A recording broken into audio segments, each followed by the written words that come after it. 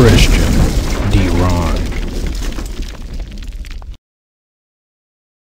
Fellow Americans, this week I traveled to Nashville, Tennessee to lay a wreath at the grave of Andrew Jackson on the 250th anniversary of his birth.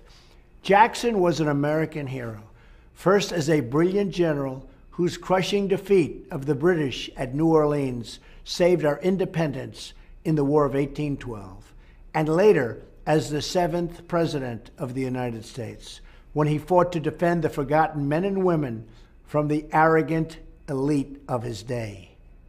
Does it sound familiar?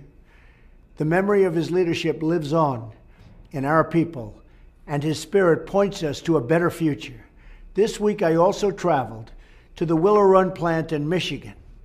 At that facility during the Second World War, the Ford Motor Company built not cars, but entire airplanes.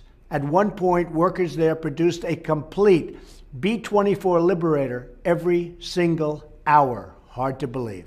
Today on that site is a new facility where the cutting-edge cars of the future will be tested. And this week, the old plant was filled once again with thousands of workers and engineers. I was there to share the good news for the American auto industry. We announced we'll be reversing an 11th hour executive action from the previous administration that was threatening thousands of auto jobs in Michigan and across America. And I mean threatening. It was very, very sad to see. In fact, we are setting up a task force in every federal agency to identify any unnecessary regulation that is hurting American businesses and American jobs. The first 2 job reports of my administration show that we've already added nearly 500,000 new jobs.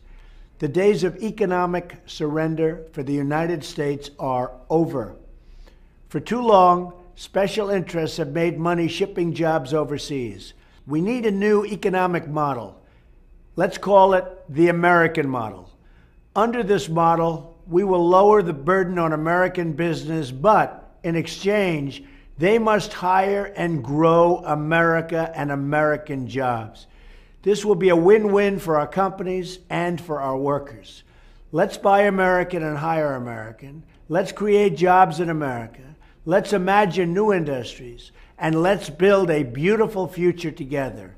Among the workers building B-24 bombers at the Willow Run plant during World War II was one tough lady. You might have heard her. They called her Rosie the Riveter. And when Rosie's country called her, she answered the call. Rosie was famous for her toughness and her strength, and for the words that were emblazoned above her famous image.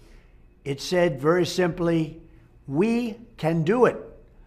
If Americans unite and find again within our nation the soul of Rosie and the spirit of Jackson, I have no doubt that we can do it, and do it like never before.